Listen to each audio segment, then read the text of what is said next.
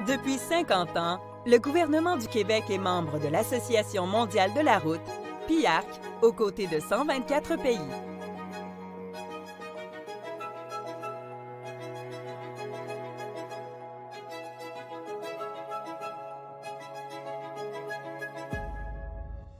Parmi les acteurs québécois importants s'étant impliqués à PIARC, mentionnons Mme Anne-Marie Leclerc, qui a agi à titre de vice-présidente de PIARC de 2005 à 2008.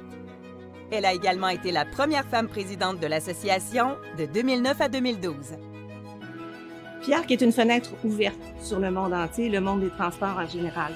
Donc, pour nous, c'est une façon d'aller chercher l'expertise extérieure, la ramener et faire évoluer nos pratiques.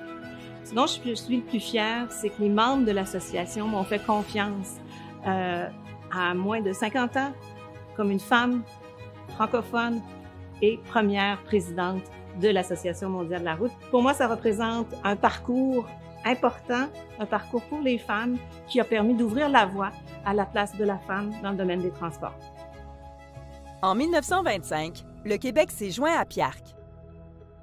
Et c'est en 1973 que le Québec a accédé au statut de gouvernement membre. 50 ans ont passé depuis et le Québec démontre toujours sa volonté d'être aux premières loges en partageant ses expertises et ses meilleures pratiques dans le domaine.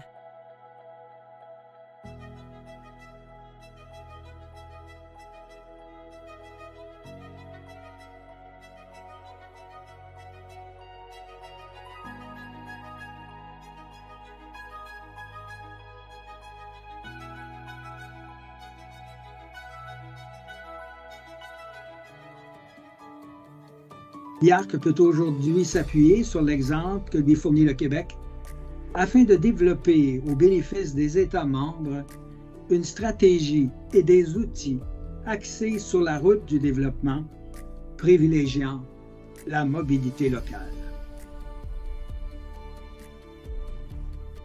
PIARC Québec est le comité national du pays Canada-Québec à PIARC. Le grand défi que fait face PIARC Québec et comme président, le devoir que je me suis fait, c'est d'augmenter la participation au comité national et de faire participer en plus grand nombre les experts du milieu privé afin d'augmenter la coopération entre le secteur public et le secteur privé. Au sein de PIARC, le Québec s'est démarqué de deux façons. Notre collaboration, par exemple, dans la coordination de l'important ouvrage qui a été réalisé dans le Guide de sécurité routière, publié en 2003. Le Québec aussi a collaboré à la préparation d'autres documents qui ont aussi servi à son expertise, notamment pour la distraction et la fatigue au volant, de façon à atténuer les risques liés à ces deux facteurs contributifs dans les accidents. Le Québec est un leader mondial en termes de VIP vernale. La preuve en est que nous avons reçu en 2010 l'ensemble des pays membres de l'association dans le cadre du Congrès international de la VIP hivernale. Et dans le cadre de ce congrès-là, le Québec avait proposé la tenue du premier championnat international de chasse-neige, qui met en valeur nos opérateurs et qui ont pu démontrer leur savoir-faire en termes de déneigement routier à l'intérieur d'un petit circuit fermé. L'événement a été suivi par la population en général, mais également par les médias qui ont couvert l'événement étant donné cette première mondiale-là. L'association est composée de gouvernements membres et l'avantage pour le Québec d'en faire partie, c'est de côtoyer d'autres administrations routières qui vivent des enjeux similaires aux nôtres. Donc, ça permet de discuter de sujets d'émergence tels que la décarbonation ou l'automatisation des véhicules, par exemple, ou même les grands projets majeurs. Donc, on discute de façon de faire innovante. Après, on revient avec des bonnes idées. On en discute avec nos collègues et puis tout ça, ça nous permet d'innover. L'implication du Québec au sein de la IPCR pour les systèmes de transport intelligents dès le début de l'introduction du domaine à la IPCR a été très profitable. Ça nous a permis de suivre les évolutions technologiques autant en matière de systèmes de contrôle des réseaux, services usagers, véhicules connectés, mais aussi de toucher au domaine de normalisation de l'architecture des STI, aussi de participer à tout ce qui se faisait en termes de développement au niveau de la planification, du financement, de la mise en œuvre, autant dans les pays, tout ce qui se faisait dans les pays industrialisés que dans les pays en voie de développement. L'automatisation des transports, c'est l'avenir des transports, c'est le futur. Ça va amener une réduction des accidents en augmentant la sécurité routière, en éliminant le facteur humain de la conduite automobile. En plus de ça, il y aura également une augmentation de la fluidité des transports. Et tout ça, ce sont les piliers de la future mobilité, qui est la mobilité à la demande. Donc, l'usager pourra utiliser un véhicule qui ne lui appartient pas, qui appartient à une flotte de véhicules à la demande. Une municipalité tire plusieurs grands profits de sa participation à l'IPCR. Évidemment, pour ce qui est de l'expertise technique, la IPCR, c'est une bibliothèque de rapports qu'on peut consulter, c'est ouvert, et on réussit à compléter notre expertise avec les échanges avec les experts aussi. Donc, ce n'est pas seulement des rapports, mais aussi plusieurs experts. Et, pour nous, par exemple, pour la Ville de Montréal, pour l'ensemble des villes du Québec, on a tiré profit de ces échanges d'expertise, mais aussi, je vous dirais, aussi du contact avec les gens sur différents sujets autres que sur l'ingénierie, par exemple. On peut tirer profit et parler du financement des infrastructures, de la gouvernance, de la transition écologique, de la sécurité routière en milieu urbain. Donc, au-delà de l'ingénierie, au-delà de notre quotidien comme ingénieur, évidemment, il y a différents autres sujets qui sont beaucoup plus larges. Et le fait d'échanger nous permet de nous sortir de notre contexte local, de voir autrement. Et l'IPCR offre ces opportunités. Cette participation-là a donné beaucoup de crédibilité aux firmes québécoises qui allaient vers l'international.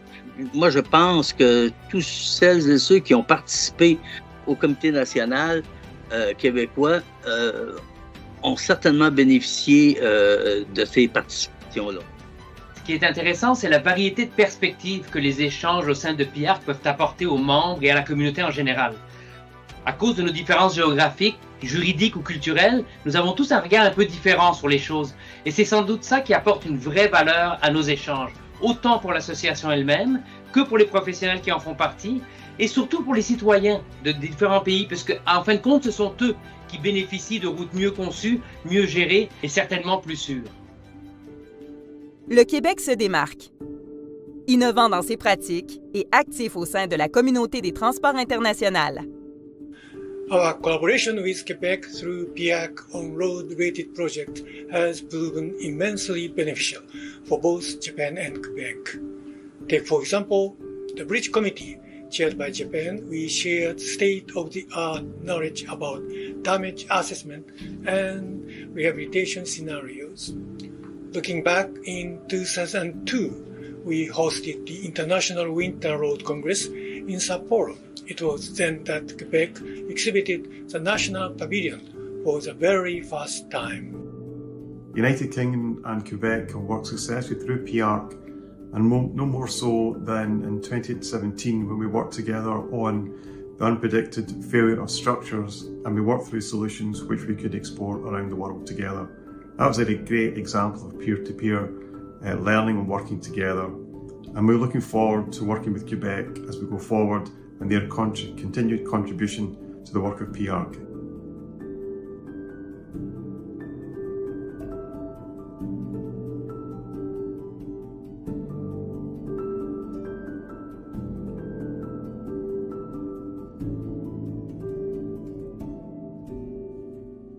Bonjour, en mon nom personnel et au nom de Transport Canada, je souhaite au Québec un bon 50e anniversaire comme gouvernement membre à PIARC. Félicitations au Québec.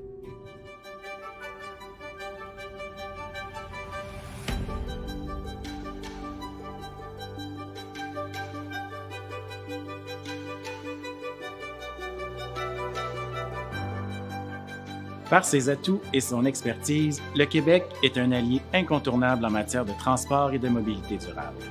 Je tiens à remercier chaleureusement tous ceux et celles qui participent activement à PIARC. Grâce à vous, le Québec rayonne à l'échelle internationale. Nous pouvons être fiers de ce 50 ans d'histoire et nous pouvons regarder l'avenir avec enthousiasme en partageant ses connaissances à une relève dynamique et innovante. Le gouvernement du Québec est novateur dans ses pratiques sur nos routes. On intègre des systèmes de transport intelligents et des concepts modernes comme justement les systèmes de transport intelligents, le BIM, l'intelligence artificielle, les drones aussi. Ça nous permet d'avoir un confort de roulement puis d'offrir à nos usagers des routes qui soient sécuritaires, qui soient efficaces, puis d'avoir de façon générale des systèmes de transport efficaces et sécuritaires pour nos marchandises et bien sûr pour nos 8,5 millions de Québécois et de Québécoises. On a aussi placé la filière batterie et l'électrification de nos transports au cœur de nos priorités. On est en train d'instaurer littéralement une révolution industrielle avec la production de batteries, notamment pour nos véhicules. Nous-mêmes, comme gouvernement, on s'est fixé des objectifs ambitieux. On a dépassé notre objectif de 2000 véhicules électriques dans notre propre flotte de véhicules gouvernementaux. Bref, les défis vont être grands pour la suite. C'est un défi qui est mondial, la transition énergétique, mais on pourra le relever tous ensemble. Et le Québec a tout ce qu'il faut pour demeurer un leader et parmi les nations les plus vertes au monde. Et ces défis, nous allons les orchestrer tous ensemble.